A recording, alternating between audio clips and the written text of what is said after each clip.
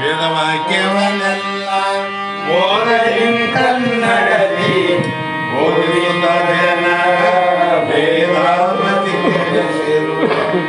ಸಾಧುವಿಗೆ ಮಣಿಯುವೆನೋ ಸಾಧುವಿಗೆ ಮಣಿಯುವೆನೋ ನಿಜವನಯಿಸುವ ಶ್ರೀ ನಿಜ ಗುಣಿಯ ಗ್ರಂಥವನು ನಿಜವಾಗಿ ಬೇಳೆ ನಿಜ ನೋಡುವ ಮುಳಗಿಸುವ ಸುಜನರಿಗೆ ನಿತ್ಯ ನಮಿಸುವೆನೋ ಸುಜನರಿಗೆ ನಿತ್ಯ ನಮಿಸುವೆನೋ ಬದ್ಧ ಜೀವರಿಗೆಲ್ಲ ಅದ್ವೈತ ಬೋಧನೆ ಶುದ್ಧರನ್ನಾಗಿ ಕೈದ ಶ್ರೀ ಜಗಸಿದ್ಧ ಸಿದ್ಧರುಳರಿಗೆ ನತನಪ್ಪೆ ಸಿದ್ಧರುಳರಿಗೆ ನತನಪ್ಪೆ ಬಾಳ ಬಲ ವೇದಾಂತಕ್ಕೆ ಸರಿ ಬಾಳ ಗಂಜನೆ ಕೇಳುವ ತನಕ ಬಾಳ ಕೂಗುತ್ತಲಿರುವವೇ ಶಾಸ್ತ್ರವೆಂಬುವ ನರಿಗಳು ಬಾಳ ಶಕ್ತಿಯ ಸಿಂಹಗರ್ಜನೆ ಬಾಳ ಕೇಳಿದ ಬಳಿಕ ಕೂಗವು ಬಾಳ ಕೇಳಲು ಬೇಕು ವೇದಾಂತೆಂಬ ಶಾಸ್ತ್ರವನ್ನು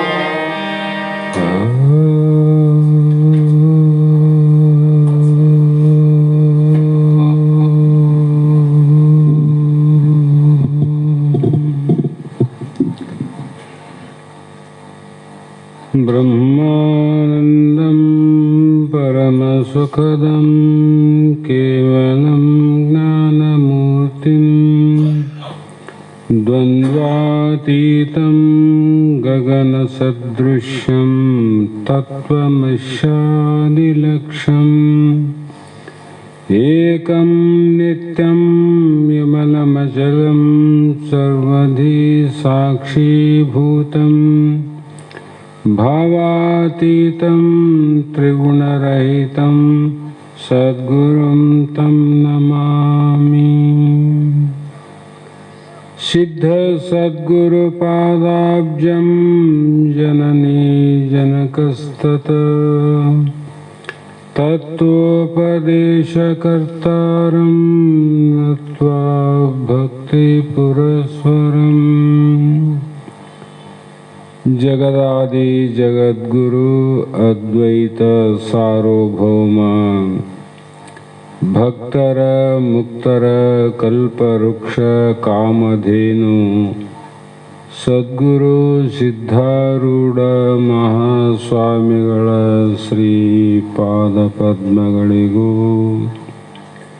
ಆರೂಢ ಜ್ಯೋತಿ ಶಿವಪುತ್ರ ಮಹಾಸ್ವಾಮಿಗಳ ಶ್ರೀಪಾದಗಳಿಗೂ ಶ್ರೋತ್ರಿಯ ಬ್ರಹ್ಮನಿಷ್ಠ ಬ್ರಹ್ಮಲೀನ ಸದ್ಗುರು ಬಸವಾನಂದರ ಚರಣ ಕಮಲಗಳಿಗೂ ಅನಂತ ದೀರ್ಘ ದಂಡ ಪ್ರಣಾಮಗಳನ್ನು ಸಮರ್ಪಿಸುತ್ತ ಸದ್ಗುರು ಸಿದ್ಧಲಿಂಗಪ್ಪ ತಾತ ಕಪಗಲ್ ಇವರನ್ನು ಮನದೋಳು ಪೂಜಿಸುತ್ತ ತಮ್ಮೆಲ್ಲರಿಗೂ ವಂದಿಸುತ್ತ ಈ ದಿನ ಶ್ರೀಮನ್ ನಿಜಗುಣ ಯೋಗಿಗಳು ರಚಿಸಿದಂಥ ಪರಮಾರ್ಥ ಗೀತೆ ಎನ್ನುವ ಗ್ರಂಥದ ಸಪ್ತಮ ಗತಿಯ 11ನೆಯ ನುಡಿ ಇಂದಿನ ಆಧಾರದ ವಿಷಯವಾಗಿದ್ದು, ನಿನ್ನೆ ಪರ್ಯಂತರವಾಗಿ ಯಾವ ಯೋಗ್ಯವಾದ ಭೂಮಿಕೆಗಳಲ್ಲಿ ಅಳವಟ್ಟಂಥ ವ್ಯಕ್ತಿ ಆತನ ವಿಚಾರಗಳು ಇಹಲೋಕದ ಮತ್ತು ಪರಲೋಕದ ಅನಂತ ವಾಸನೆ ವಸ್ತುಗಳ ಸಹಿತವಾಗಿ ಮನುಷ್ಯನಿಂದ ತೆಗೆದು ಹಾಕಿದವನೇ ಇವನು ಪರಮ ವಿರಾಗಿ ಅಂತ ಕರೆದ್ರು. ಅಂದರೆ ವೈರಾಗ್ಯದಲ್ಲಿ ಅಪೂರ್ಣ ವೈರಾಗ್ಯ ಬೇರೆ, ಪೂರ್ಣ ವೈರಾಗ್ಯ ಬೇರೆ. ಅಪೂರ್ಣ ವೈರಾಗ್ಯ ಸಾಧನ ರೂಪ. ಸಾಧನ ರೂಪದಲ್ಲಿ ಅಪೂರ್ಣ ವೈರಾಗ್ಯ ಇರ್ತದೆ. ಸಾಧ್ಯ ರೂಪದಲ್ಲಿ ಪೂರ್ಣ ವೈರಾಗ್ಯವೇ ಕಾರಣ ಆಗ್ತದೆ. ವೈರಾಗ್ಯದ ಇನ್ನೊಂದು ಮುಖ ಏನಂದರೆ ಜ್ಞಾನವೇ ವೈರಾಗ್ಯ, ವೈರಾಗ್ಯವೇ ಜ್ಞಾನ. ಈ ವೈರಾಗ್ಯ ಬರಬೇಕಾಗಿದ್ರೆ ಜ್ಞಾನ ಇದ್ರೆ ಬರ್ತದೋ, ಜ್ಞಾನ ಇಲ್ಲಂದ್ರೆ ವೈರಾಗ್ಯ ಬರ್ತದೋ? ಅಂದ್ರೆ ಅರ್ಥ ಏನಾಯಿತು? ವೈರಾಗ್ಯದ ಒಂದು ಮುಖ, ಇನ್ನೊಂದು ಮುಖ ಪರಿಪೂರ್ಣ ವೈರಾಗ್ಯ ಅಂದರೆ ಜ್ಞಾನ ಅಂತ ಅರ್ಥ ಮಾಡಬೇಕು. ಶಾಸ್ತ್ರಗಳು ಹೋದಂಗೆಲ್ಲ ಭಾಳ ಕಠಿಣ ಆಗ್ತದೆ ಮತ್ತು ಅದು ಸತ್ಯವಾದ ಮಾತಾವ. ಹಾಗಾಗಿ ಇಲ್ಲಿ ಸಾಧಕನಾದ ಪುರುಷನು ಅವನ ನಡೆ ನುಡಿ ಹೇಗಿರ್ತವ ಅನ್ನೋದನ್ನು ಮಹಾತ್ಮರು ನಮಗೆ ಉಪದೇಶ ಮಾಡ್ತಾರೆ. ಕಾರಣ ಏನಂದರೆ ಆ ನಡೆ ನುಡಿಗಳು ಇದ್ದವರೇ ಮುಮುಕ್ಷುಗಳು ಅಂತ ನಾವು ತಿಳ್ಕೋಬೇಕು. ಆ ನಡೆ ನುಡಿಗಳು ನಮ್ಮಲ್ಲಿದ್ದರೆ ನಾವು ನಿಜವಾಗಿ ಮೋಕ್ಷದ ಆಪೇಕ್ಷೆಗಳು ಅಂತ ತಿಳ್ಕೋಬೇಕು. ತಡೆಯದೆ ಸುಕೃತವನು ಆಚರಿಪವನು, ಬಿಡುವಂ ದುಷ್ಕೃತವೆಲ್ಲವನವನು. ಧರ್ಮಗಳ ಎಡೆಬಿಡದೆ ಆಚರಿಪ, ಧರ್ಮ ಫಲಗಳನ್ನು ಉರದಿಕ್ಕರಿಪ. ಪರರ ಸಿರಿಗೆ ಮತ್ಸರವಂ ಮಾಡ, ಪರಪೀಡೆಯ ನೆನೆಹಿನುಳು ಒಡಗೂಡ. ದೇಶೋ ಉಚಿತ ಕಾಲೋ ಉಚಿತವಾಗಿ, ಅಸುರ ಗತಿಯಳಿದು ಅನುಗುಣವಾಗಿ. ಒಂದೆರಡು ಇನಿವಾತುಗಳಂ ನುಡಿವ, ಕುಂದದ ಇಳೆಗೆ ಸೊಗಸಾಗಿದೆ ನಡೆವ. ಇಂತೆಸಗುವ ಯೋಗವನ್ನುಳ್ಳವನು, ಇಂತು ಆದಿಯ ಭೂಮಿಕೆ ಉಳ್ಳವನು. ಮೊದಲು ಎರಡು ಭೂಮಿಕೆ ಇರೋವನು ಆಚರಣೆ ಹೇಗಿರ್ತದ ಅಂದರೆ ತಡೆಯದೆ ಆ ಒಂದು ಭೂಮಿಕೆಯಲ್ಲಿ ಇರುವಂಥ ವಿರಕ್ತನು ತಡೆಯದೆ ಅಂದರು ಪ್ರತಿಬಂಧಕವಿಲ್ಲದೆ, ಯಾರ ಅಡೆತಡೆಗಳು ಇಲ್ಲದೆ, ಯಾವುದೋ ಒಂದು ಆಲೋಚನೆಯನ್ನು ಬಹಳ ಮಾಡದೆ ಆ ವಿರಕ್ತ ಪುರುಷನು ಸದಾಕಾಲ ಪುಣ್ಯ ಕರ್ಮಗಳನ್ನೇ ಮಾಡುತ್ತಿರುತ್ತಾನೆ. ಇದು ಮೊದಲನೆಯ ಲಕ್ಷಣ. ನಾಳೆ ನೋಡೋಣ, ಹುಣ್ಣಿಗೆ ನೋಡೋಣ, ಅಮಾವಾಸ್ಯೆಗೆ ನೋಡೋಣ, ಯಾವುದೋ ಒಂದು ಕಾರ್ಯ ಬಂದಾಗ ನೋಡೋಣ ಅಂತಲ್ಲ. ಸದಾಕಾಲ ತನ್ನ ಕೈಲಾದ ಮಟ್ಟಿಗೆ ಪುಣ್ಯ ಕಾರ್ಯಗಳನ್ನು ಮಾಡುವನು. ಮನೆಯಲ್ಲಿದ್ದೂ ಮಾಡಬಹುದು, ಮಠದಲ್ಲಿದ್ದೂ ಮಾಡಬಹುದು, ಸದಾಕಾಲ ಅಂದರು. ಹೀಗೆ ತಡೆಯದೆ ಸುಕೃತವನು ಆಚರಿಪವನು, ಬಿಡುವಂ ದುಷ್ಕೃತವೆಲ್ಲವನು. ಮತ್ತು ತನ್ನಲ್ಲಿ ಏನಾದರೂ ಪಾಪದ ಕರ್ಮಗಳಿದ್ದರೆ ಅವನ್ನ ತ್ಯಾಗವನ್ನು ಮಾಡ್ತಾನೆ ನೋಡ್ರಿ. ಪುಣ್ಯವನ್ನು ಬಿಡದೆ ಮಾಡ್ತಾನೆ, ಎಡೆಬಿಡದೆ ಪಾಪವನ್ನು ತ್ಯಾಗ ಮಾಡ್ತಾನೆ. ಧರ್ಮಗಳನ್ನು ಅಂದರೆ ಪುಣ್ಯ ಕರ್ಮಗಳನ್ನು ಅವಕಾಶವಿಲ್ಲದೆ ಆಚರಿಪನು. ಇಂದು ನಾಳೆ ಎನ್ನದೆ ಈಗಲೇ ಪೇಳಲೆ ಮನುಜ ಅಂತ ಹೇಳ್ದಂಗೆ ಅವ್ರಿಗೆ ಭಯ ಇರ್ತದೆ, ಭೀತಿ ಇರ್ತದೆ. ಶರೀರ ಯಾವಾಗ ನೆಗೆದು ಬಿದ್ದು ಹೋಗ್ತದೆ ಯಾರಿಗೂ ಗೊತ್ತಿಲ್ಲ, ನಮಗೂ ಗೊತ್ತಿಲ್ಲ, ನಿಮಗೂ ಗೊತ್ತಿಲ್ಲ. ಅಂಥದ್ರಲ್ಲಿ ಈ ಪುಣ್ಯ ಕಾರ್ಯವನ್ನು ಮಾಡುವಂಥ ಅವಕಾಶ ಈಗ ಸಿಕ್ಕದಂದಮೇಲೆ ಹಿಂದೆ ಮಾಡೋದಂತ, ನಾಳೆಗಂತ ಯಾಕೆ ಅನ್ಬೇಕು? ಇವತ್ತು ಮಾಡೋ ಪುಣ್ಯ ಕಾರ್ಯಗಳನ್ನು ನಾಳೆ ಮಾಡೋಣ ಅಂತಂದರೆ ಈ ಪುಣ್ಯಕ್ಕೆ ನಾಳೆ ಮಾಡಿದ್ರೆ ಫಲ ಹೆಚ್ಚಿಂದ ಆಗೋದಿಲ್ಲ. ಇವತ್ತು ಮಾಡಿರೋದಕ್ಕೆ ಫಲ ಏನದ, ನಾಳೆಗೂ ಅದೇ ಫಲ ಅದ. ಅಂದಾಗ ಯೋಚನೆಯನ್ನು ಮಾಡದೆ ಏನು ಮಾಡ್ತಾನಂದರೆ ಪರರ ಸಿರಿಗೆ ಮತ್ಸರವಂ ಮಾಡ. ಆತ ಯಾವಾಗಲೂ ಕೂಡ ಧನ ಕನಕ ವಾಹನ ವಸ್ತ್ರ ಅನ್ನ ಮೊದಲಾದ ಪುಣ್ಯಗಳನ್ನು ನಿತ್ಯ ನೈಮಿತ್ಯಕಾದಿ ಕರ್ಮಗಳನ್ನು ಮಾಡಿದರೂ ಅವನು ಯಾವಾಗಲೂ ಮಾಡ್ತಾನೆ. ಈಗ ನೋಡಲು ನಮ್ಮ ಬಳಗದಲ್ಲಿ ಎಷ್ಟೋ ಮಂದಿ ಪುಣ್ಯ ಕಾರ್ಯಗಳನ್ನು ಯಾವ್ಯಾವ ರೂಪ ಮಾಡ್ತಾರೋ ನಮ್ಗೆ ಗೊತ್ತಿಲ್ಲ. ನನಗೂ ಒಂದೊಂದು ಸಲ ಅವರು ಮಾಡುವುದನ್ನು ನೋಡಿದ್ರೆ ಆಶ್ಚರ್ಯ ಆಗ್ತದೆ. ಇವೆಲ್ಲ ಹಿಂದಿನ ಜನ್ಮದ ಸುಕೃತ ಭೂಮಿಕೆ ಉಳ್ಳವನಿಗೆ ಸಾಧ್ಯ ಅದ, ಎಲ್ಲರಿಗೂ ಸಾಧ್ಯ ಅಂತಲ್ಲ. ಅವ್ರಿಗೆ ಸಾಧ್ಯ ಅದ, ನಮಗೆ ಇಲ್ಲ ಅಂದರೆ ಹೇಗೆ ಅಂದರೆ ನಮಗೂ ಸಾಧ್ಯ ಆಗಬೇಕದು, ಇವತ್ತಿಲ್ಲ ನಾಳೆ ಆಗಲೇಬೇಕಲ್ಲ ಅದು.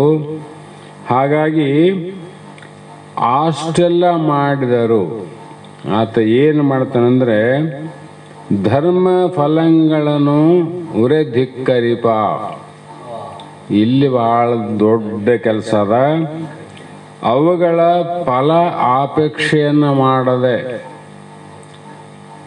ಇದು ಬರಬೇಕಾಗಿದ್ರೆ ಬಹಳ ಕಷ್ಟ ಅದ.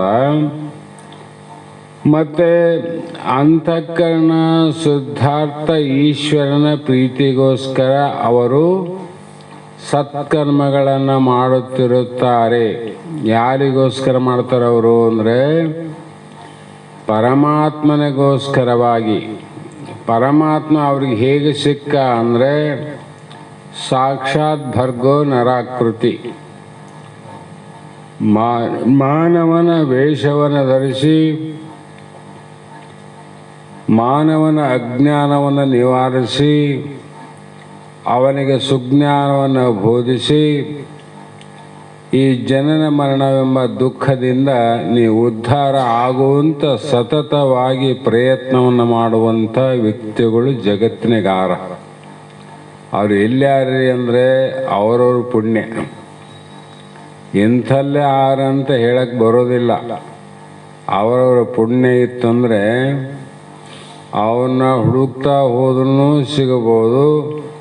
ಅದಕ್ಕಿಂತ ಹೆಚ್ಚಿನ ಪುಣ್ಯ ಇತ್ತಂದರೆ ನಾವಿದ್ದಂಥ ಸ್ಥಳಕ್ಕೆ ಅಂಥ ಗುರುಗಳು ಬರುವರು. ನಾವಿದ್ದಂಥ ಸ್ಥಳಕ್ಕೆ ಬರ್ತಾರೆ. ಅದಕ್ಕೆ ಉದಾಹರಣೆ ಏನು ಹೇಳಬೇಕಾಗಿಲ್ಲ. ಸಿದ್ಧಲಿಂಗಪ್ಪ ತಾತನವರು, ಬಸವಾನಂದ ಮಹಾಸ್ವಾಮಿಗಳು ಅವ್ರನ್ನ ಹುಡುಕ್ತಾ ಯಾರು ಹೋಗಿದ್ವಿ ಹೇಳ್ರಿ? ಇಷ್ಟು ಮಂದಿಗೆ ಯಾರು ಹೋಗಿದ್ವಿ? ನಮ್ಮನ್ನು ಹುಡುಕ್ತಾ ಆ ಪುಣ್ಯಾತ್ಮನೇ ಬಂದಿಲ್ಲ. ಅಂಥ ಸತ್ಕರ್ಮಗಳನ್ನು ಮಾಡಿ ಅವ್ರಿಗೇನು ಬೇಕಾಗ್ಯದ? ಅವ್ರಿಗೆ ಏನು ಬೇಕಾಗಿಲ್ಲ, ನಿನಗೆ ಬೇಕಾಗಿ ನೀ ಮಾಡೋದಷ್ಟೆ. ಅವ್ರಿಗೇನು ಬೇಕಾಗಿಲ್ಲ, ಅದಕ್ಕಾಗಿ ನೀನು ಮಾಡೋ ಅಂತ ಅವ್ರಿಗೆ ಎಂದು ನಿನಗೆ ಹೇಳಂಗಿಲ್ಲ. ನೀ ಮಾಡಪ್ಪ ಪುಣ್ಯ ಬರ್ತದ ಅಂತ ಹೇಳಂಗಿಲ್ಲ ಅವರು. ಶಾಸ್ತ್ರ ಕೇಳಿ ಗೊತ್ತಾದ್ಮೇಲೆ ನಿನಗೆ ಅರ್ಥ ಆಗಿರ್ತದ. ನೀ ಬೇಕಾದ್ರೆ ಮಾಡ್ಬೋದು, ಸಾಕಾದ್ರೆ ಬಿಡ್ಬೋದು. ಹೀಗೆ ಆ ಪುಣ್ಯ ಕರ್ಮಗಳ ಫಲವಾದರೂ ಅವನ ಅಪೇಕ್ಷೆ ಮಾಡೋದಿಲ್ಲ. ಯಾರು ನಿಜವಾದ ಭೂಮಿಕೆ ಉಳ್ಳಂಥ ವ್ಯಕ್ತಿಗಳು ಫಲದ ಅಪೇಕ್ಷೆಯನ್ನು ಒಂದು ಚೂರು ಮಾಡೋದಿಲ್ಲ. ಯಾಕೆ ಮಾಡೋದಿಲ್ರಿ? ಮಾಡಿದ್ರೆ ಏನು ತಪ್ಪಾಗ್ತದ ಅಂದರೆ ಪಾಪದ ಫಲ ಇದ್ದರೂ ಕೂಡ ಜನ್ಮ ಎತ್ತಬೇಕು, ಪುಣ್ಯದ ಫಲ ಇದ್ದರೂ ಕೂಡ ಜನ್ಮ ಎತ್ತಬೇಕು. ಅವನಿಗೆ ಹುಟ್ಟು ಸಾವು ಬರಬಾರದಂತ ಹೊಂಟಾನ. ಮತ್ತು ಹುಟ್ಟುವಂಥ ಬೀಜವನ್ನು ಉಡಿಯಲ್ಲಿ ಕಟ್ಕೊಂಡು ಹೋಗೋದಿಲ್ಲ ಅವನು ಬೇಕಿಲ್ಲಲ್ಲ. ಇದರಿಂದ ಜನ್ಮವೇ ಕೊಡುವುದು ಎಂದು ತಿಳಿದು ಆ ಪುಣ್ಯ ಫಲವನ್ನು ಮಾತ್ರ ತಿರಸ್ಕಾರ ಮಾಡ್ತಾನೆ ನೋಡ್ರಿ. ಪುಣ್ಯ ಫಲವನ್ನು ತಿರಸ್ಕಾರ ಮಾಡ್ತಾನ. ಮತ್ತೆ ಪರರ ಸಿರಿಗೆ ಮತ್ಸರವ ಮಾಡ. ಬೇರೆಯವರ ಧನ ಧಾನ್ಯ ಸ್ತ್ರೀ ಪುತ್ರಾದಿ ಸಂಪತ್ತುಗಳಿಂದ ಯುಕ್ತರಾಗಿರುವುದನ್ನು ಕಂಡು, ಬೇರೆಯವ್ರಿಗೆ ಆವಲ್ಲ, ನಮ್ಮಲ್ಲಿಲ್ಲ ಅಂದರೂ ಬೇರೆಯವ್ರಿಗೆ ಆವ. ಮನದಲ್ಲಿ ಮತ್ಸರ ಅಂದ್ರೆ ಏನು? ಹೊಟ್ಟೆ ಕಿಚ್ಚನ್ನ ಪಟ್ಟು ಅವರ ಸಂಪತ್ತು ಹೇಗಾದರೂ ಹಾಳಾದಿತ್ತು ಎಂಬ ಕಲ್ಪನಾ ಆತ್ಮಕ ಹೊಟ್ಟೆ ಕಿಚ್ಚು ಕೂಡ ಮನಸ್ಸಿನಲ್ಲಿ ಮಾಡೋದಿಲ್ಲ. ಹೊಟ್ಟೆ ಕಿಚ್ಚು ಪಡೋದಿಲ್ಲ. ಅವರು ಉದ್ಧಾರ ಆಗಲಂತಾರ. ಅವ್ರದ್ದು ಅವರಿಗೆ ಉದ್ಧಾರ ಆಗಲಿ, ಅವ್ರ ಪುಣ್ಯ ಅವರಿಗೆ ಪ್ರಾಪ್ತಿ ಆಗಲಿ ಅಂತ ಇಷ್ಟೇ ಹೇಳಬಹುದು ವಿನ ಮತ್ತೇನು ಹೊಟ್ಟೆ ಕಿಚ್ಚು ಪಡದೆ ಪರರಿಗೆ ಕೇಡಾಗಲೆಂದು ಮನಸ್ಸಿನೊಳಗೆ ಎಳ್ಳು ಕಾಳಿನಷ್ಟು ಕೂಡ ಚಿಂತೆಯನ್ನು ಮಾಡದೆ, ಬೇರೆಯವರು ನಮಗೆ ಕೇಡಾಗಲಿ ಅಂತಂದ್ರೂ ಕೂಡ ಈ ಭೂಮಿಗೆ ಉಳ್ಳವನು ನನಗೆ ಕೇಡಾದರೂ ಪರವಾಗಿಲ್ಲ, ನಿಮಗೆಲ್ಲರಿಗೂ ಒಳ್ಳೆಯದಾಗಲಿ ಅಂತ ಬಯಸ್ತಾರೆ ಅವರು. ನನ್ನ ಸಂಪತ್ತು ಹಾಳಾದರೂ ಪರವಾಗಿಲ್ಲ, ನಿನ್ನ ಸಂಪತ್ತು ದ್ವಿಗುಣವಾಗಲಿ ಅಂತ ಬಯಸ್ತಾರೆ. ನಮಗೆ ಯಾರಾದರೂ ಅವರಿಗೆ ಶಾಪವನ್ನು ಕೊಡುವಂತ, ಅವರು ಹಾಳಾಗಲಿ ನಾಶ ಆಗಲಿ ವಂಶವೇ ನಿರ್ಮೂಲವಾಗಲಿ ಅಂತ ಶಾಪ ಕೊಟ್ಟರೂ ಕೂಡ ಈ ಭೂಮಿಕೆಯಲ್ಲಿ ಇರುವಂಥ ಮೋಕ್ಷದ ಅಪೇಕ್ಷೆಯುಳ್ಳವನು ನಮ್ಮ ವಂಶ ನಿರ್ವಂಶವಾದರೂ ಪರವಾಗಿಲ್ಲ, ನಿಮ್ಮ ವಂಶಕ್ಕೆ ಯಾವಾಗಲೂ ನಾಶವಾಗದೆ ಭಗವಂತ ಆಶೀರ್ವಾದ ಮಾಡಲಿ ಅಂತ ಅವ್ರ ಮನುಷ್ಯನಾಗಿ ಚಿಂತೆ ಮಾಡ್ತಾರೆ. ಎಷ್ಟು ವಿರುದ್ಧ ಆಯ್ತಿಲ್ಲ? ವಿರುದ್ಧ ಅದ. ಯಾಕಂದ್ರೆ ಇದು ಮೊದಲೇ ಹೇಳಿ ನಾನು, ಪೂರ್ಣ ವೈರಾಗ್ಯದು. ಇದು ಜ್ಞಾನದಿಂದ ಬಂದಂಥ ವೈರಾಗ್ಯ ಜ್ಞಾನ ಕೆಲಸ ಮಾಡ್ತದ. ಅಪೂರ್ಣ ವೈರಾಗ್ಯ ಏನದ ಅದ್ರ ಕೆಲಸ ಅದು ಮಾಡ್ತದ. ಅದಕ್ಕೆ ಹೇಳಿದ್ದು ಪೂರ್ಣ ವೈರಾಗ್ಯ ಅಂದ್ರೆ ಜ್ಞಾನ, ಜ್ಞಾನ ಅಂದ್ರೆ ವೈರಾಗ್ಯ ಅಂತ ಅರ್ಥ ಮಾಡಬೇಕು. ಹಾಗಾಗಿ ಅಂದ ಮೇಲೆ ದೇಶೋಚಿತ ಕಾಲೋಚಿತವಾಗಿ ಅಸುರ ಗತಿ ಎಳೆದು ಅನುಗುಣವಾಗಿ ಅಂದರು. ಅಸುರಗತಿ ಅಂದರೆ ದಂಭ ಅಹಂಕಾರಾದಿ ಯಾವ ಕರ್ಮಗಳನ್ನು ಬಿಟ್ಟು, ದಂಭಾಚಾರದಿಂದಾಗಲಿ ಅಹಂಕಾರದಿಂದಾಗಲಿ ಯಾವ ಕರ್ಮಗಳನ್ನು ಎಲ್ಲವನ್ನ ಬಿಟ್ಟು ದೇಶ ಅನುಗುಣವಾಗಿ ಕಾಲ ಅನುಗುಣವಾಗಿ ಅಂದರೆ ಪ್ರಸಂಗ ಅನುಸಾರವಾಗಿ, ಇವತ್ತೇನು ಪ್ರಸಂಗ ಅದ ಅದಕ್ಕೆ ಅನುಗುಣವಾಗಿ, ಮತ್ತು ಆಯಾ ದೇಶ ಅಂದಾಗ ನಾವಿಲ್ಲೇ ವಿಚಾರ ಮಾಡೋದು, ಚಳಿಗಾಲ ಬೇರೆ, ಮಳೆಗಾಲ ಬೇರೆ, ಬೇಸಿಗೆ ಕಾಲ ಬೇರೆ. ಆ ಕಾಲಕ್ಕೆ ಅನುಗುಣವಾಗಿ ನಮ್ಮ ಕರ್ಮಗಳು ಬದಲಾವಣೆ ಆಗ್ತವಿಲ್ಲ. ಬೇಸಿಗೆ ಬಂದಾಗ ನಮಗೆ ಹೊದಕೊಂಬ ಬೇಕಾಗಿಲ್ಲ, ಚಳಿಗಾಲ ಬಂದಾಗ ಎರಡೆರಡು ಬೇಕಾಗ್ತವೆ, ಅಲ್ಲಿ ಒಂದು ಬೇಕಲ್ಲ ಎರಡು ಬೇಕಾಗ್ತವೆ. ಇವೆಲ್ಲವನ್ನ ವಿಚಾರ ಮಾಡಿ ದೇಶ ಕಾಲ ಅನುಚಿತ ಗುಣವಾಗಿ ಪ್ರಸಂಗ ಅನುಸಾರವಾಗಿ ಏನು ಮಾಡ್ತಾನ ಅಂತಂದ್ರೆ ಒಂದೆರಡು ಇನಿ ಮಾತುಗಳನ್ನು ನುಡಿಯುವ ಅಂದರು. ಒಂದು ಅಥವಾ ಎರಡು ಇನಿ ಮಾತು ಅಂದರು. ಇನಿ ಮಾತಂದರೆ ಪ್ರೇಮದ ಮಾತುಗಳನ್ನು, ಸವಿಯಾದ ಮಾತುಗಳನ್ನು, ಪ್ರೀತಿಯ ಮಾತುಗಳನ್ನು ಅವ್ರ ಜೊತೆ ಆಡ್ತಾನೆ. ಸಂದರ್ಭ ಅನುಸಾರವಾಗಿ ಎಲ್ಲೇನೋ ದಾರಿ ಹಿಡಿದು ಹೊರಟಿರ್ತೀವಿ, ಅಪ್ಪ ಎಲ್ಲಿಗೆ ಹೊರಟ್ರಿ ಅಂತ ಕೇಳಿದಾಗ ಒಂದೆರಡು ಮಾತಾಡಬೇಕಲ್ಲ, ಆಡಬೇಕಲ್ಲ. ಅಷ್ಟನ್ನ ಮಾಡಿ ಇನಿ ಮಾತುಗಳು ಅಂದ್ರೆ ಸವಿ ಮಾತುಗಳು, ಅವರ ಮನಸ್ಸಿಗೆ ದುಃಖ ಆಗಲಾರ್ದಂಗೆ ಮಾತಾಡ್ತಾರೆ ಮಹಾತ್ಮರು. ನಿನಗೆ ಎಷ್ಟು ದುಃಖ ಕೊಟ್ಟಾರಲ್ಲಪ್ಪ, ನಿನಗೆಷ್ಟು ಕಷ್ಟ ಕೊಡ್ತಾರ, ನೀವ್ಯಾಕೆ ಅವ್ರ ಮೇಲೆ ಇಷ್ಟು ಪ್ರೀತಿ ಆದಂದ್ರೆ ಅವರಿಗೆ ನಮ್ಮದು ನಮಗಂತಾರ. ಅವ್ರದ್ದು ಅವರಿಗೆ, ನಮ್ಮದು ನಮಗ. ಹಾಗಾಗಿ ಜ್ಞಾನ ಅದಲ್ಲ, ಜ್ಞಾನ ಏನದ, ಇವು ಮಾತಿನಿಂದ ಬಂದಂಥ ನುಡಿಗಳು, ಕಾಮಕ್ರೋಧಾದಿಗಳಿಂದ ಬಂದಂಥ ನುಡಿಗಳು. ಹಾಗಾಗಿ ಇದು ಕಾಮಕ್ರೋಧಾದಿಗಳು ಇದು ಅನಿತ್ಯವಾದ ಧರ್ಮದ, ಅನಿತ್ಯವಾದ ದೇಹ ಧರ್ಮದ.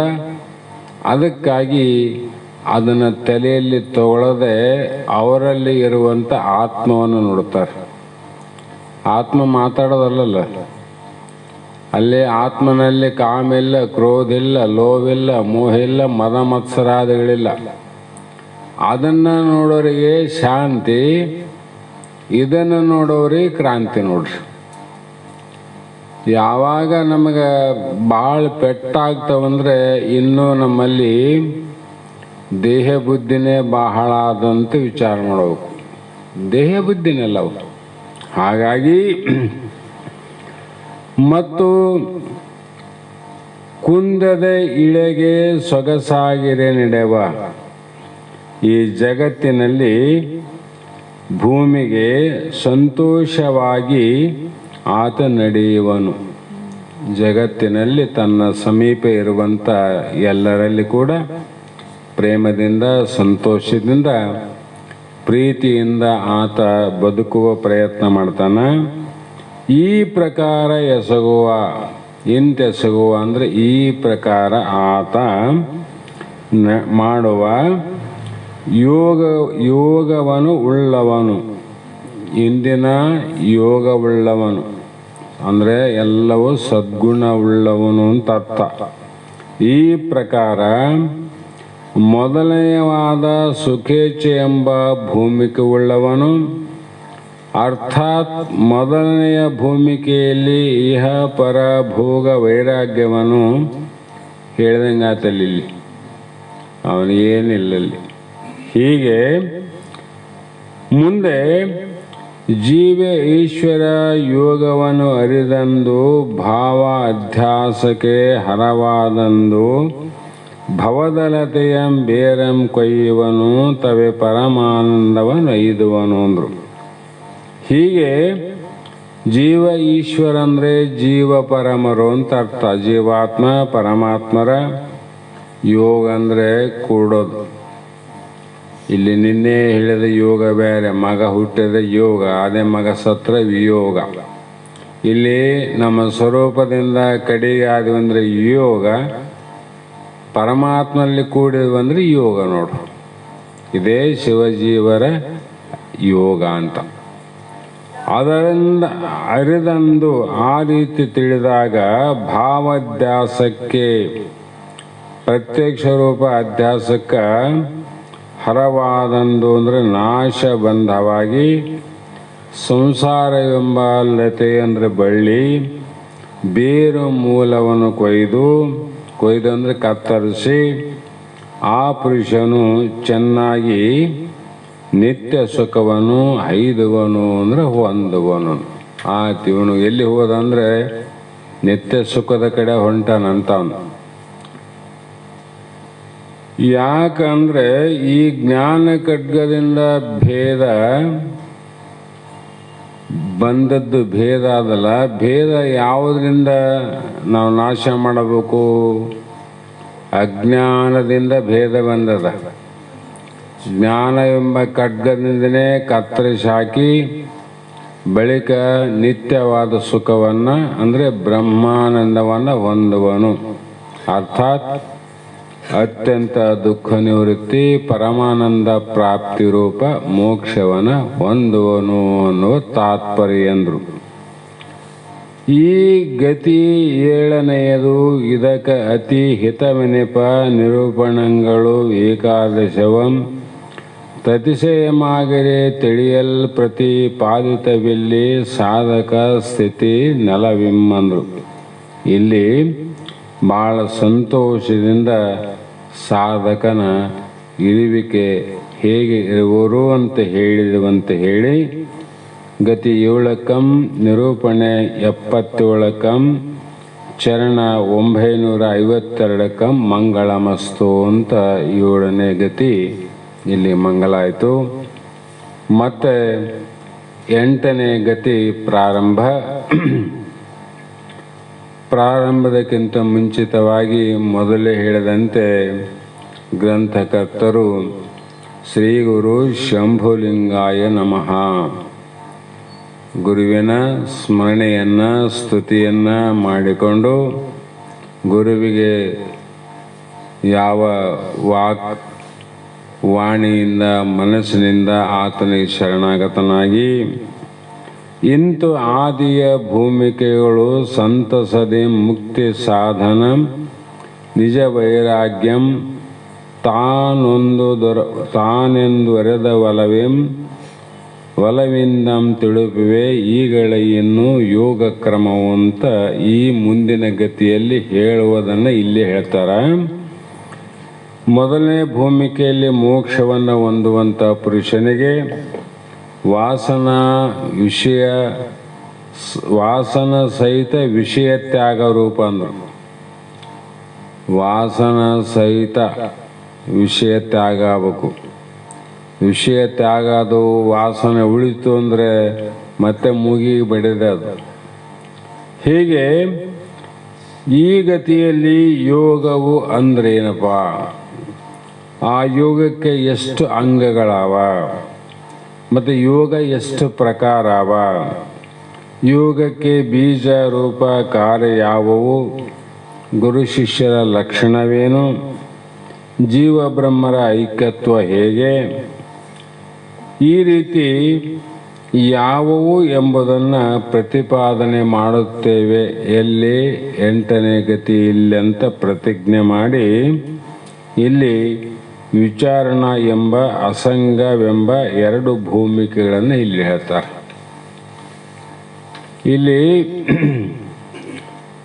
ಯೋಗಕ್ಕೆ ಬೀಜಂ ರೂಪಂ ಕಾರ್ಯ ಆಗಲು ಉಂಟು ಅವನರಿಸು ವಿಚಾರ್ಯ ಯಮವಾದ್ಯಂಗವೇ ಬೀಜವೆನಿಕ್ಕು ಕ್ರಮದೊಳವೊಮ್ಮೆಣರಿಯಲು ಬಕ್ಕು ಫಲವಂದದ ಸದುಪಾಯಗಳಿಂದ ಫಲ ಅನುಭವಿಗಳು ಸಂಗತಿಯಿಂದ ಚಲಿಸುವ ಮನವದು ಸುಸ್ಥಿರದಿಂದ ನಿಲ್ಲಲದು ರೂಪ ಎನಿಸುವುದು ಎಲೆಕಂದ ಮಗಳೇ ಬಹಿರ್ವ್ಯಾಪಾರಗಳನ್ನು ಮಿಗೆ ದುಃಖಪ್ರದ ಕರ್ಮಗಳನ್ನು ವಲ್ಲದೆ ಬಿಡುವುದು ಕಾರ್ಯಮುದಾಗಿ ಬಲ್ಲನೆ ತಿಳಿಯವನು ಉಳ್ಳನೆ ಯೋಗಿ ಅಂತ ಈ ನುಡಿಯಲ್ಲಿ ಪ್ರಾರಂಭ ಮಾಡ್ತಾರೆ.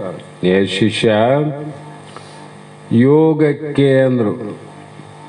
ಯೋಗ ಅಂದ್ರೆ ಏನು? ಚಿತ್ತ ವೃತ್ತಿ ನಿವೃತ್ತಿ ಯೋಗಶ್ಯ ಯೋಗ ಅಂತ ಪತಂಜಲಿ ಮಹರ್ಷಿಗಳು ಬರೆದಾರ. ಚಿತ್ತ ಅಂದ್ರೆ ಮನಸ್ಸು. ಮನಸ್ಸಿಂದ ಏನಾದ ವೃತ್ತಿ ಅಂದರೆ ಸಂಕಲ್ಪ ವಿಕಲ್ಪ ಮಾಡುವುದೇ ವೃತ್ತಿ. ಕೈಗಳ ವೃತ್ತಿ ಏನದ? ಹಿಡಿಯುವುದು ಬಿಡುವುದೇ ಕೈಗಳ ವೃತ್ತಿ. ಕಾಲುಗಳ ವೃತ್ತಿ ಏನದ? ನಡೆಯುವುದೇ ಕಾಲುಗಳ ವೃತ್ತಿ. ಬಾಯಿದಿನದ? ಮಾತನಾಡುವುದೇ ಬಾಯಿಯ ವೃತ್ತಿ. ಷಡ್ರಸನ್ನಗಳನ್ನು ರುಚಿ ನೋಡುವುದೇ ನಾಲಿಗೆಯ ವೃತ್ತಿ. ಬುದ್ಧಿಯ ವೃತ್ತಿ ಏನದ? ನಿಶ್ಚಯ ನಿರ್ಣಯ ಮಾಡುವುದೇ ಬುದ್ಧಿಯ ವೃತ್ತಿ. ಚಿತ್ತದ ವೃತ್ತಿ ಸ್ಮೃತಿ ವಿಸ್ಮೃತಿಯನ್ನು ಹೊಂದುವುದೇ ಚಿತ್ತದ ವೃತ್ತಿ. ಸುಮ್ಮನೆ ವಿಚಾರ ಮಾಡೋದು, ನೆನಪು ಮಾಡಬೇಕಲ್ಲ. ಇವು ಹೇಗೆ ವೃತ್ತಿ, ಅದರಂತೆ ಮನಸ್ಸಿನ ವೃತ್ತಿ ಏನಪ್ಪ ಅಂದರೆ ಸಂಕಲ್ಪ ವಿಕಲ್ಪವೇ ಮನಸ್ಸಿನ ವೃತ್ತಿ. ಇದು ಬೇಕು, ಇದು ಬೇಡ, ಇದು ಬೇಡ, ಇದು ಬೇಕು. ಬೇಕು ಅನ್ನೋದು ಯಾವಾಗ, ಬೇಡ ಅನ್ನುವುದು ಯಾವಾಗ ಮನಸ್ಸು ಅಂದರೆ ನಮಗೆ ಅನುಕೂಲವಾದ ವಸ್ತು ಏನಾದರೂ ಇತ್ತು ಅಂದರೆ ಮನಸ್ಸು ಇದು ಬೇಕು ಬೇಕು ಬೇಕು ಅಂತ ಅಂದರೆ ವಿಚಾರ ಮಾಡ್ರಿ. ಮನಸ್ಸು ಸುಮ್ಮನೆ ಬೇಕನ್ನಂಗಿಲ್ಲ. ತನಗೆ ಅನುಕೂಲ ಆಗ್ತದ ಅನ್ನುವಂಥದ್ದು ಇತ್ತಂದರೆ ಅದು ಬೇಕು ಅಂತದ, ಅಂಥದ್ದು. ತಗೊಳ್ಳೋದು ಬೇಡ ಅಂದಾಗ ಬುದ್ಧಿ ಹೇಳ್ತದ, ಇಷ್ಟ್ಯಾಕೆ ಯೋಚನೆ ಮಾಡ್ತದ್ದು, ಸುಮ್ಮನೆ ತಗೊಂಡು ಹೋಗಿ ಮನೆಗೆ ಅಂತದ್ದು. ಆವಾಗ ಈ ಮನಸ್ಸು ಬುದ್ಧಿ ಎರಡರ ನಿಶ್ಚಯ ಆದಮೇಲೆ ಈ ವ್ಯಕ್ತಿಯ ಕೈ ಜೋಬೆಯಲ್ಲಿರುತ್ತೆ, ರೊಕ್ಕದ ಕಡೆ ಹೋಗ್ತದ. ಅವಾಗ ಹೋಗ್ತದದು, ಯಾಕೆ ಕೊಡಬೇಕಲ್ಲ. ಯಾವಾಗ ಆ ವಸ್ತು ಅನಾನುಕೂಲ ಆಯಿತು ಅದು ಬ್ಯಾಡ ಅಂತ ಮನಸ್ಸು ವಿಚಾರ ಮಾಡ್ತದ. ಇದು ಬೇಡ ಏನೋ ಬೇಡ, ಇದರಿಂದ ದುಃಖ ಆದ ನಗಂತ ಅಂದಗಳೇ ಅದು ಬರ್ತದ ಬುದ್ಧಿ, ದುಃಖನೇ ಅದು, ಸುಮ್ಮನೆ ಬಿಟ್ಬಿಡಂತದ್ದು. ಆವಾಗ ಬಿಟ್ಟು ಹೋತ ನಾನು. ಹೀಗೆ ಚಿತ್ತವೃತ್ತಿ ನಿರೋಧ ಲಕ್ಷಣಾತ್ಮಕವಾದ ಯೋಗಕ್ಕೆ ಹೇತು ಅಂದ್ರೆ ಬೀಜ, ಅಂದ್ರೆ ಯೋಗಕ್ಕೆ ಬೀಜ. ಆಗ ಬೀಜ ಆದಮೇಲೆ ಮತ್ತೆ ಅದರ ಸ್ವರೂಪ ಆದಮೇಲೆ ಅದರ ಕಾರ್ಯ. ಹಿಂದೆನೇ ಹೇಳಿವಿ, ಈ ಮೂರು ಭಾಗಗಳು ಯಾವಾಗಲೂ ಇರ್ತಾವೆ ನೋಡ್ರಿ. ಯಾವಾಗಲೂ ಎಲ್ಲಿ ಯೋಗ ಆದಮೇಲೆ ಇವು ಮೂರು ಇದ್ದೇ ಇರ್ತಾವ. ಅವು ಯಾವುವು ಅಂದರೆ ಅವು ಯಮ ನಿಯಮ ಆಸನ ಪ್ರಾಣಾಯಾಮ ಪ್ರತ್ಯಾಹಾರ ಧಾರಣ ಧ್ಯಾನ ಸಮಾಧಿಗಳು ಅಂತ 8 ಅಂಗಗಳೇ ಬೀಜಗಳು ನೋಡ್ರಿ. 8 ಬೀಜಗಳಿವು. ಮತ್ತು ಇವುಗಳನ್ನ ಕ್ರಮದಿಂದ ಈ ಯಮ ನಿಯಮ ಆಸನ ಪ್ರಾಣಾಯಾಮ ಪ್ರತ್ಯಾಹಾರ ಧ್ಯಾನ ಧಾರಣ ಸಮಾಧಿಗಳಾವಲ್ಲ, ಇವುಗಳನ್ನು ಕೂಡ ಕ್ರಮದಿಂದ ಒಮ್ಮೆಲೆ ಸಮಾಧಿ ಕುಂತೆ ಅಂದರೆ ಎಡಕ ಮುರಿದೋಗ್ತವೆ ನಿನಗೆ. ಸಮಾಧಿ ಒಮ್ಮೆಲೆ ಓದಿ ಅಂದರೆ ನೀವು ಓದಿ ಆ ಕಡೆ ಓದಿ ವಾಪಸ್ ಬರಂಗಿಲ್ಲ. ಅದಕ್ಕೆ ಕ್ರಮಗಳಾವ. ಆ ಕ್ರಮ ಎಲ್ಲಿ ಆದಂದ್ರೆ ಶಾಸ್ತ್ರಗಳಲ್ಲಿ ಕ್ರಮ ಅದ. ಶಾಸ್ತ್ರಗಳಲ್ಲಿ ಕ್ರಮ ಅದಲ್ರಿ, ಮತ್ತು ಶಾಸ್ತ್ರದಿಂದನೇ ನಾವು ಮಾಡಿದ್ರೆ ಆಯ್ತಲ್ಲ ಅಂದರೆ ಇವು ಜ್ಞಾನದ ಸಮಾಧಿಗಳಿವು, ಜ್ಞಾನದ ಅಂಗಗಳು. ಕರ್ಮದ ಅಂಗಗಳು ಬೇರೆ, ಉಪಾಸನ ಅಂಗಗಳು ಬೇರೆ, ಜ್ಞಾನಕ್ಕೆ ಅಂಗಗಳಿವು, ಮೋಕ್ಷಕ್ಕೆ ಅಂಗಗಳು. ಇವು ಶಾಸ್ತ್ರ ಗುರುಗಳ ಮೂಲಕ ತಿಳಿದು ಅಭ್ಯಾಸ ಮಾಡಬೇಕಂದ್ರೆ ಅವರು ಇದಕ್ಕೂ ಗುರುಗಳ ಮುಖಾಂತರ ಶಾಸ್ತ್ರ ಮುಖಾಂತರ ತಿಳಿದು ಅಭ್ಯಾಸ ಮಾಡಬೇಕು. ಮತ್ತು ಆ ಒಂದು ಸದು ಉಪದೇಶ ಅದು ಏನಾಗಬೇಕು ಅಂದರೆ ನಿನಗೆ ಹಠದಂತ ಇರತಕ್ಕಂಥ ನಿಯಮಗಳಲ್ಲ, ಸದು ಉಪದೇಶ ಅಂದ್ರೆ ಅವರು ಜ್ಞಾನದ ಉಪದೇಶದಿಂದ ಆ ಒಂದು ಯಮ ನಿಯಮವನ್ನು ನೀನು ಆಚರಣೆ ಮಾಡಿ ಸಾತ್ವಿಕ ಅನ್ನವನ್ನು ಊಟ ಮಾಡಿ ಮಿತವಾದ ಆಹಾರದಿಂದ ಕೂಡಿ ಮತ್ತು ಏಕಾಂತ ವಾಸವನ್ನು ಮಾಡಿ ಧ್ಯಾನ ಸಜ್ಜನ ಸಹವಾಸ ಮೊದಲಾದ ಉಪಾಯಗಳಿಂದ ಚಂಚಲವಾದ ಮನಸ್ಸು ಸ್ಥಿರವಾಗಲು ಅದಕ್ಕೆ ಸ್ವರೂಪ ಅಂತ ಹೇಳ್ತಾರೆ ನೋಡ್ರಿ. ಎಷ್ಟು ಕೆಲಸ ಆಗ್ಬೇಕು, ಎಷ್ಟು ಕೆಲಸ ಆಗ್ಬೇಕಾದ್ರೆ ಮತ್ತೆ ಇದೇ ಕ್ರಮಶಾಸ್ತ್ರ ಕೇಳಬೇಕು. ಇದಕ್ಕೆ ಸಪ್ರೇಟಾಗಿ ಬೇರೆ ಏನು ಮಾಡೋದು ಬೇಕಾಗಿಲ್ಲ. ಹಾಗಾಗಿ ಸಾತ್ವಿಕ ಅನ್ನ ಅಂತ ಬರೆದಾರೆ ನೋಡ್ರಿ. ನಮ್ಮ ಶಾಸ್ತ್ರದಲ್ಲಿ ಯಾಕೆ ನಿಷೇಧ ಅಂದರೆ ಒಂದು ಕುಡಿಯೋದು, ಒಂದು ಮಾಂಸಖಂಡಗಳನ್ನು ತಿನ್ನುವುದು ವೇದಾಂತಗಳಲ್ಲಿ ನಿಷೇಧ. ಯಾಕೆ ನಿಷೇಧ ಮಾಡ್ಯಾರಂದ್ರೆ ನೀವು ತಿಂದರೆ ನಮಗೇನಾಗೋದಿಲ್ಲ, ನಿಮಗೆ ಜ್ಞಾನ ಆಗೋದಿಲ್ಲ ಅಂತ ಶಾಸ್ತ್ರ ಬರ್ತಾವ. ಮನಸ್ಸು ಮೊದಲೇ ಸಾತ್ವಿಕ ಅನ್ನವನ್ನು ಊಟ ಮಾಡಿದ್ರೆ ಇಷ್ಟು ಚಂಚಲ ಅದ. ಅಂಥ ಬೇರೆ ಪದಾರ್ಥಗಳನ್ನು ತಿಂದರೆ ಮತ್ತೆ ಏನಾಗ್ತದಂದ್ರೆ ಮದಗಜದಂತೆ. ಆನೆಯನ್ನು ಹಿಡಿಯೋದು ಕಷ್ಟ, ಮದ ಏರಿದಾಗ ಆನೆಯನ್ನು ಕಟ್ಟಿ ಹಾಕಕ್ಕಾಗ್ತದೇನು? ಆಗೋದಿಲ್ಲ. ಅದಕ್ಕಾಗಿ ಸಾಧನೆ ಮಾಡುವಾಗ ಅವುಗಳನ್ನು ತ್ಯಾಗ ಮಾಡಂದ್ರು. ಅದೇನು ದೊಡ್ಡ ಕೆಲಸ ಅಲ್ಲ. ನಮ್ಮ ತಾತ ಹೇಳ್ತಿದ್ದ, ನೀವು ಅದಕ್ಕೆ ಅಷ್ಟು ದುಡ್ಡನ್ನು ಖರ್ಚು ಮಾಡಿ ತಿನ್ನುವ ಅಪೇಕ್ಷೆ ಇರೋದಕ್ಕಿಂತ ಅದೇ ದುಡ್ಡನ್ನು ಖರ್ಚು ಮಾಡಿ ಮನೆಯೆಲ್ಲರೂ ಮನೆಯೊಳಗೆ ಕೂಡಿ ಹೋಳಿಗೆ ಉಗ್ಗಿ ಮಾಡ್ಕೊಂಡು ಆರಾಮ್ ತಿಂದ್ರಲ್ಲ ಚಲೋ ಅಲ್ಲ ಅಂತ ಕೇಳ್ತಾರೆ ಅವ್ರು. ಮನೆಗೆ ಎಲ್ಲರೂ ತಿಂತಾರಲ್ಲ. ಹಾಗೆ ಮಿತಾಹಾರ, ಮಿತ ಅಂದಾಗ ಅಲ್ಲಿ ಹಸಿವಿನ 4 ಭಾಗದಲ್ಲಿ 2 ಭಾಗ ಅನ್ನವನ್ನು ಹಾಕಬೇಕು ಹೊಟ್ಟಿಗೆ, 1 ಭಾಗ ನೀರಿಗಿಡಬೇಕು, ಇನ್ನೊಂದು ಭಾಗ ಪ್ರಾಣವಾಯು ಸರಳವಾಗಿ ಹೋಗಿ ಬರಲಿಕ್ಕೆ ಇದು ಪ್ರತ್ಯಾಹಾರ ಅಂತ. ಇವು ಬೇರೆ ಬೇರೆ ಮಿತಾಹಾರ. ಇವುಗಳಿಂದ ಮತ್ತೆ ಏಕಾಂತವಾಸ ಮಾಡಬೇಕು ನೋಡ್ರಿ. ಮನೆಯಲ್ಲೇ ಮಾಡವು ಅಲ್ಲ ಇವು, ಏಕಾಂತವಾಸ. ಏಕಾಂತವಾಸ ಅಂದರೆ ಮನೆಯಲ್ಲಿ ಜನ ಇದ್ದರೂ ಕೂಡ ನೀನೇನು ಮಾಡು ಅಂದರೆ ನಿನ್ನೊಳಗೆ ನೀ ಏಕೋ ಭಾವನೆ ಒಡಗೂಡಂದ್ರು. ಬಳಸ ಇರುವ ಅದ್ವೈತವನ್ನು ಬಾಹ್ಯದಳು, ನಿನ್ನೊಳಗೆ ಏಕೋ ಭಾವನೆ ಒಡಗೂಡು.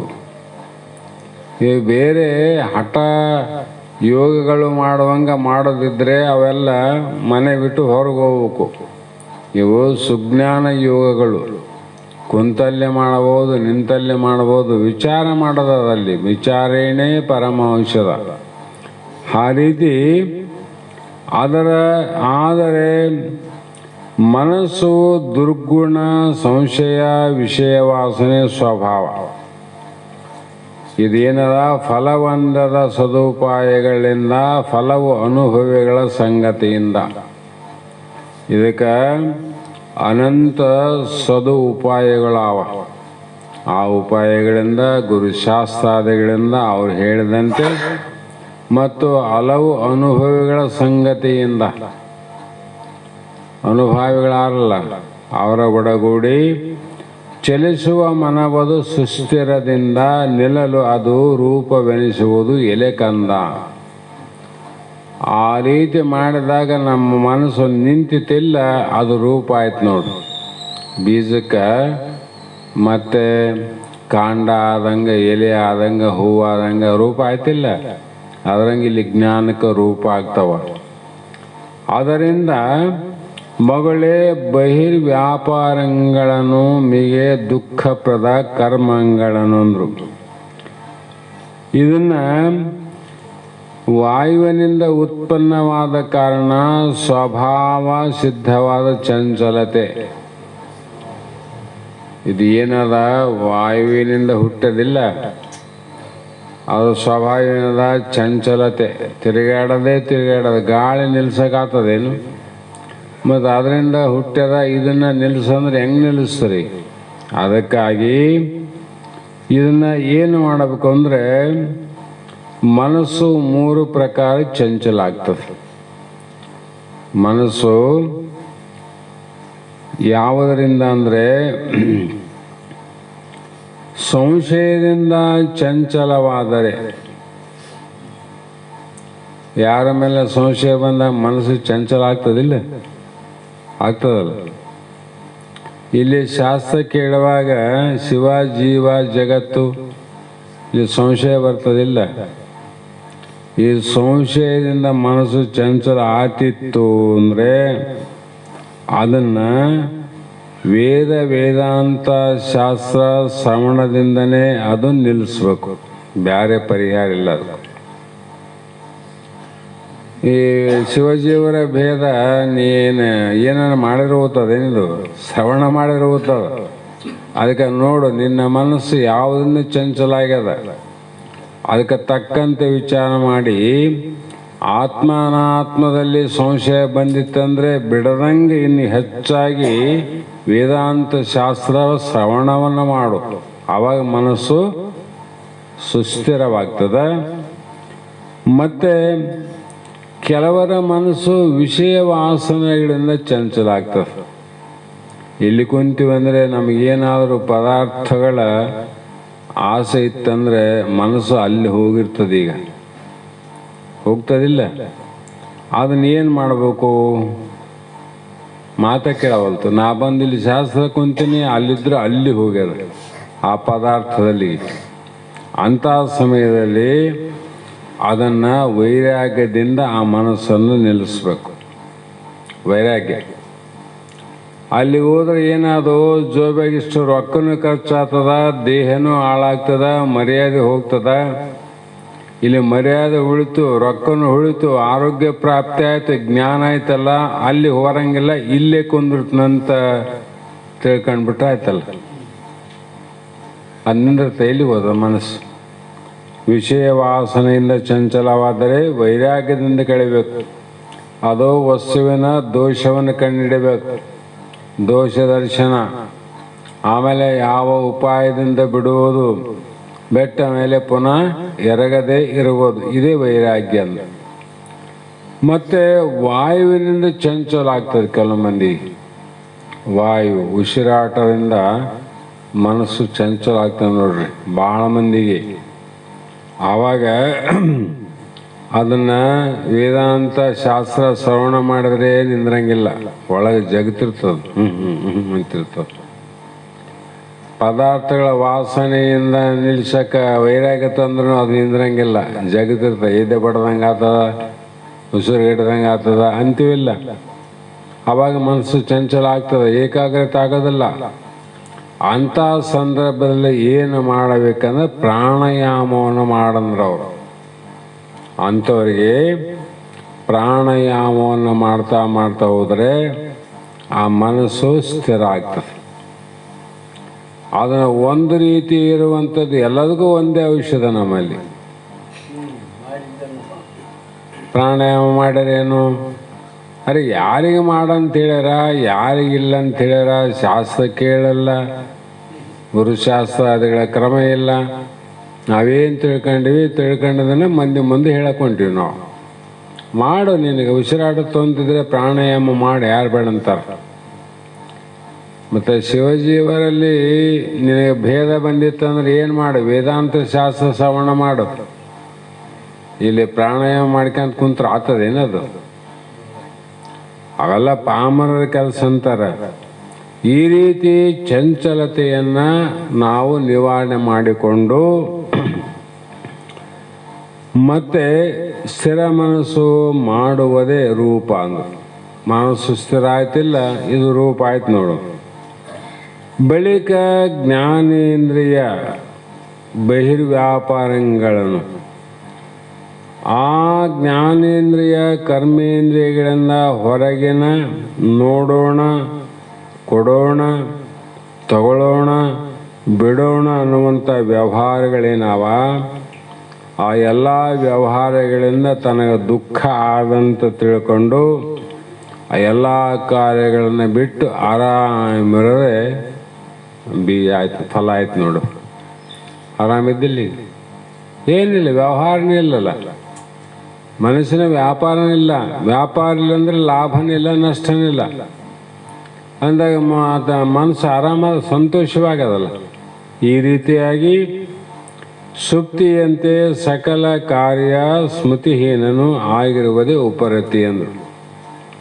ಅವನು ಯಾವಾಗಲೂ ಸ್ಮೃತಿ ಹೇಗಿರ್ತದಂದರೆ ಉಪರತಿ ಅಂತ ಬರ್ದಾರೆ.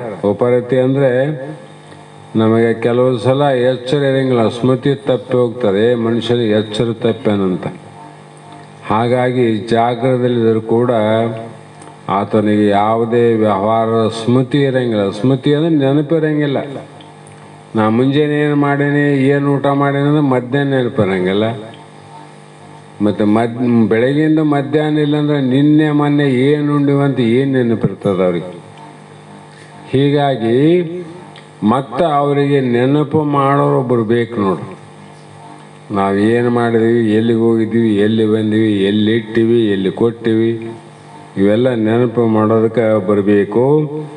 ಈ ರೀತಿ ಬೀಜ ರೂಪ ಕಾರ್ಯಗಳಿಂದ ಯುಕ್ತವಾದ ಯೋಗವನ್ನು ಸಾಧಿಸಿಕೊಂಡ ಅವನೇ ಯೋಗಿ ಎಂದು ಹೇಳಿಸಿಕೊಳ್ಳುವನು.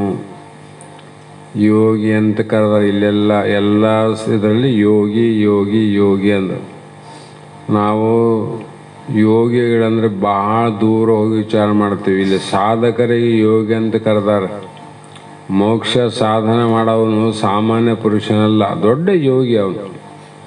ಯಾಕಂದರೆ ಜ್ಞಾನ ಯೋಗಕ್ಕೆ ಕೈ ಹಾಕಿ ಅಜ್ಞಾನವನ್ನು ನಿರ್ಮೂಲ ಮಾಡಿಕೊಂಡು ಸುಜ್ಞಾನ ಸಾಧನೆಯಿಂದ ಈ ಭವಬಂಧನವನ್ನು ನಿವೃತ್ತಿ ಮಾಡಿಕೊಂಡು ಭವದಿಂದ ಮುಕ್ತನಾಗಬೇಕು ಅನ್ನುವ ಏಕೈಕ ಅಪೇಕ್ಷೆಯಿಂದ ಕೂಡಿದವನು ಸಾಮಾನ್ಯ ಅಲ್ಲ, ಅವನು ಸಾಮಾನ್ಯ ವ್ಯಕ್ತಿಯಲ್ಲ. ಹಾಗಾಗಿ ಈ ಸಾಧಿಸಿಕೊಂಡವನೇ ಯೋಗಿ ಎಂದು ಹೇಳಿಸಿಕೊಳ್ಳುವನು ಅಂತ ಇಲ್ಲಿ ಹೇಳ್ತಾ ಬಂದರು. ಮುಂದೆ ಯೋಗಾಂಗಂ ಬಹುವಿಧವಾಗಿರ್ಕೋ ಯೋಗಿಗೆ ಅವೆಲ್ಲಂ ವಿಧಿಯಾಗಿರ್ಕೋ ಯಮ ಎಂಬುದು ತಿಳಿಯಲು ದಶಭೇದ ಕರ್ಮದಿಂದಂ ನಿಯಮಂ ದಶಭೇದ ಯಶವ ಆಸನವುದು ಫಲವಾಗಿಯದು ಅಸುರೋಧನಗಳು ಏಳಂತೆನಬಹುದು ಅನ್ನವ ನುಂಬುವುದು ಪ್ರತ್ಯಾಹಾರ ಉನ್ನಿಸ ಧಾರಣೆ ಹೃದಯ ವಿಚಾರ ಸಲಸಿವ ಮೂರ್ತಿಯ ನೆನಹೋಯ್ ಧ್ಯಾನ ನಿಲಲಲ್ಲಿ ಯಮನವುದು ತಿಳಿಯೇ ಮೌನ ಇವು ಸಗುಣ ಅಷ್ಟಾಂಗದ ಸಂಜ್ಞೆಗಳು. ಇವರ ಲಕ್ಷಣವಂ ಶಾಸ್ತ್ರದವರು ನೋಡಂದ್ರು.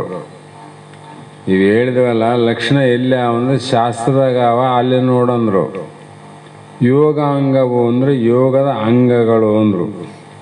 ಅಂಗಗಳಲ್ಲಿ ಯಮ ಮತ್ತು ನಿಯಮ ಅಂತ ಹೇಳಿಕಂತ ಬಂದ್ರಲ್ಲ, ಆ ಯಮ ನಿಯಮ ಅನೇಕ ಪ್ರಕಾರವಾಗಿದ್ದು ಅವುಗಳೆಲ್ಲವಂ ಯೋಗಿಗೆ ನಿತ್ಯ ಕರ್ಮಗಳಾಗ್ಯವಂದ್ರು. ಯೋಗಿಗೆ ನಿತ್ಯ ಯಾವಾಗ ಬೇಕು ಒಂದು ಸಲ ಮಾಡೋದಲ್ಲ, ನಿತ್ಯ ಕರ್ಮಗಳು ಅಂದರೆ ತಿಳಿಯಲು ಅಂದರು. ಮಾಡಲು ಅಂತ ಹೇಳಿಲ್ಲ, ಬರೀ ತಿಳಿಯವು.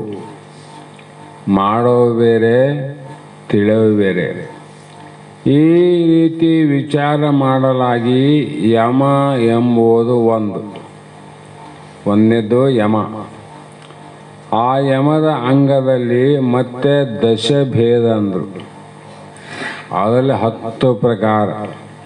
ಯಮದಲ್ಲಿ 10 ಪ್ರಕಾರ. ಕ್ರಮದಿಂದ ಮತ್ತೆ ಒಂದನ್ನು ಬಿಟ್ಟು ಒಂದಲ್ಲ, ಕ್ರಮದಿಂದ. ನಿಯಮಾಂಗವು ದಶಭೇದ, ನಿಯಮ ಅನ್ನುವುದು ಇನ್ನೊಂದು. ಅದರಲ್ಲಿ 10 ಭೇದ ಅಂದರು. ಎಷ್ಟಾದವು? 20 ಭೇದಗಳಾದವು. ಹೀಗೆ ಆಸನವು ಅದು ಅನೇಕ ಪ್ರಕಾರವಾಗಿಯದು. ಆಸನ ಅಂತ ಹೇಳ್ತಾರಲ್ಲ, ಆಸನ ಒಂದೇ ಪ್ರಕಾರ ಅಲ್ಲ, ಅನೇಕ ಪ್ರಕಾರವಾಗಿರುವಂಥ ಆಸನ ಉಂಟು. ಅಸುರೋಧನವು ಪ್ರಾಣಾಯಾಮವನ್ನು ಉಂಟು. ಅವು ಎಷ್ಟು ಪ್ರಕಾರ ಅಂದರೆ 7 ಪ್ರಕಾರ ಪ್ರಾಣಾಯಾಮವ. ರೇಚಕ, ಪೂರಕ, ಕುಂಭಕ ಅಂತ 3 ಬಹಳ ಮಂದಿ ಗೊತ್ತು. ಇನ್ನೂ 4 ಬೇರೆ ಅವು 4 ಇವು 3 ಸೇರಿ 7 ಥರ ನೋಡ್ರಿ ಪ್ರಾಣಾಯಾಮ. ಹೀಗೆ ವಿಚಾರ ಮಾಡಲಾಗಿ ಹೃದಯದ ಶೋಧನೆಯೇ ಧಾರಣೆ ಎಂದರು. ಅಂದರೆ ಅಂತಃಕರಣ ಶೋಧನೆ ಮಾಡೋದು, ಒಳಗೆ ಶೋಧನೆ ನಡೀತು ನೋಡ್ರಿ. ಈ ರೀತಿಯಾಗಿ ಜ್ಞಾನಪರವಾದ ಯಮದಶಕವನ್ನು ಕೇಳು. ಆತ್ಮನು ವ್ಯಾಪಕನಾದ್ದರಿಂದ ಛೇದಿಸಲಕ್ಕೂ ಹಿಡಿಯಲಕ್ಕೂ ಬಾರದವನೆಂದು ತಿಳಿಯುವುದೇ ಅಹಿಂಸೆ ಎನಿಸುವುದು. ಯಮದಲ್ಲಿ ಒಂದನೇದು ಅಹಿಂಸೆ ಅಂದರು. ಅದು ಬಹಳ ಅದ. ಈ ರೀತಿ ಇರುವುದನ್ನು ಶಿವನ ರೂಪದ ನೆನಹು ಸ್ಮರಣೆ ಮಾಡಂದ್ರು. ಯಾರನ್ನ ಸ್ಮರಣೆ ಮಾಡು? ಶಿವನ ಸ್ಮರಣೆ ಮಾಡು. ಅದುವೇ ಧ್ಯಾನ ಅಂಗವೆನಿಸುವುದು. ಅಲ್ಲೇ ನಿಂತಿತು ಅಂದರೆ ಅದೇ ಸಮಾಧಿ ಅಂದರು ನೋಡ್ರಿ. ಅದನ್ನು ನಾಳೆ ದಿನ ವಿಸ್ತಾರವಾಗಿ ವಿಚಾರ ಮಾಡೋಣ ಅನ್ನುವಂಥ ಮಾತನ್ನು ಹೇಳ್ತಾ ಇಂದಿಗೆ ಇವತ್ತಿನ ಶಾಸ್ತ್ರದ ವಾಕ್ ಪುಷ್ಪಗಳನ್ನು ಗುರುಪಾದಕ್ಕೆ ಸಮರ್ಪಿಸಿ ಮಂಗಲದೊಂದಿಗೆ ನಾವು ನೀವು ಧನ್ಯರಾಗೋಣ ಅನ್ನುವ ಮಾತನ್ನು ಹೇಳ್ತಾ ಮಂಗಲವನ್ನು ಪ್ರಾರಂಭ ಮಾಡ್ರಿ. ಗುರುದೇವ ಬಸವ ಆನಂದ ಯೋಗಿಗೆ ಬೆಳಗುವೆ ಆರತಿಯ ಗುರುವರ ಬೆಳಗುವೆ ಆರತಿಯ ಗುರುದೇವ ಬಸವಾನಂದ ಯೋಗಿಗೆ ಬೆಳಗುವೆ ನಾರತಿಯ ಗುರುವರ ಬೆಳಗುವೆ ನಾರತಿಯ ಪರಿಪಕ್ವ ಹೃದಯರಿಗೆ ನಿಜ ಗುಣ ಬೋಧೆಯ ಮರ್ಮವ ತಿಳಿಸಿರುವೆ ಗುರುವರ ಮರ್ಮವ ತಿಳಿಸಿರುವೆ ಕರುಣಾದಿ ಗುಣಕ್ಕೆಲ್ಲ ತಾನೇ ಸಾಕ್ಷಿ ಎಂಬ ಭಾವವನರುಯಿದಗೆ ಗುರುವರ ಭಾವವನರುಯಿದಗೆ ಗುರುದೇವ ಬಸವಾನಂದ ಯೋಗಿಗೆ ಬೆಳಗುವೆ ನಾರತಿಯ ಗುರುವರ ಬೆಳಗುವೆ ನಾರತಿಯ ಲೌಕಿಕ ಪರಮಾರ್ಥವೆರಡನು ಮಾನದೆ ಕೂಡಿ ನಡೆಸಿರುವೆ ಗುರುವರ ಕೂಡಿ ನಡೆಸಿರುವೆ ಮಾರ್ದನ ಶಂಭೋಲಿಂಗವನೊಲಸಿ ಗಂಭೀರದಿ ಸುಖಿಸಿರುವೆ ಗುರುವರ ಗಂಭೀರದಿ ಸುಖಿಸಿರುವೆ ಗುರುದೇವ ಬಸವಾನಂದ ಯೋಗಿಗೆ ಬೆಳಗುವೆ ನಾರತಿಯ ಗುರುವರ ಬೆಳಗುವೆ ನಾರತಿಯ ಸಂಸಾರದೊಳಗೆ ಬಳಲುವ ನರರಿಗೆ ಈ ಭವದಿಂದ ತಾರಿಸಿದೆ ಗುರುವರ ಈ ಭವದಿಂದ ತಾರಿಸಿದೆ ಮಾರಾಲೆಗೊಳಗದೆ ನೆಂಬ ಭ್ರಮೆಯನು ನೀನು ಬಿಡಿಸಿರುವೆ ಗುರುವರ ನೀನು ಬಿಡಿಸಿರುವೆ ಗುರುದೇವ ಬಸವ ಆನಂದ ಯೋಗಿಗೆ ಬೆಳಗುವೆ ಆರತಿಯ ಗುರುವರ ಬೆಳಗುವೆ ಆರತಿ ಹರವೋಂ ಚೈತನ್ಯಂ ಶಾಶ್ವತಂ ಶಾಂತಂ ಯೋಗಾತೀತಂ ನಿರಂಜನಂ ನಾದಬಿಂದು ಕಲಾ ಅತೀತಂ ತಸ್ಮೈ ಶ್ರೀ ಗುರವೇ ನಮಃ श्रीमद जगद्गुरु सिद्धार्थ स्वामी महाराज की जय। श्री सद्गुरु शिवपुत्र स्वामी महाराज की जय। श्री सद्गुरु बसवानंद स्वामी महाराज की जय। श्री सद्गुरु अभिनव महाराज की जय। सकल साधु संत महाराज की जय। जय मंगलम जय नमः पार्वती शिव हर हर महादेव। ನಾಳೆ ದಿನ ಎಲ್ಲರೂ ತಮ್ಮ ತಮ್ಮ ಕುಟುಂಬ ಸಹಿತವಾಗಿ ಎಲ್ಲರೂ ಶಾಸಕ ಬರ್ರಿ. ಕಾರಣ ಏನಂದರೆ ಬಿಜಾಪುರದವರು ಇಲ್ಲಿ ನಮ್ಮ ರಾಘವೇಂದ್ರ ಕಾಲೋನಿಯಲ್ಲಿ ವಾಸ ಮಾಡ್ತಾಯಿದ್ದು. ಅವರೇನು ನಾಳೆ ಎಲ್ಲ ಅಮಾವಾಸ್ಯೆ, ನಾಳೆ ಅಮಾವಾಸ್ಯೆ ದಿನ ನಾವೆಲ್ಲ ಸ್ವಲ್ಪ ಉಪಹಾರ ಅಥವಾ ಪ್ರಸಾದ ವ್ಯವಸ್ಥೆ ಮಾಡ್ತೀವಿ ಅಂತ ಹೇಳಿದಾರೆ. ಅವರು ಭಾಳ ದಿನದಿಂದ ಇಲ್ಲಿ ಮಾಡಬೇಕು ಅಂತ ಅವರಿಗೆ ಉದ್ದೇಶ ಇದ್ದು ನಿನ್ನೆ ಬಂದು ಹೇಳಿದರು. ಆಗಲಿ ನಿಮ್ಮ ಉದ್ದೇಶ ಇದ್ದರೆ ನೀವು ಮಾಡ್ರಿ ಅಂತ ಹೇಳಿವಿ. ಆ ಕಾರಣ ಎಲ್ಲರಿಗೂ ವ್ಯವಸ್ಥೆ ಇರ್ತದೆ. ನೀವೆಲ್ಲ ನಮ್ಮ ಶಾಸ್ತ್ರ ಬಳಗ ಯಾರನ್ನಿದ್ದರೂ ಕೂಡ ಅವ್ರಿಗೆ ಹೇಳ್ರಿ, ಎಲ್ಲರೂ ಬಂದು ಅವರ ಪ್ರಸಾದವನ್ನು ಸ್ವೀಕಾರ ಮಾಡಿ ಹೋಗ್ರಿ.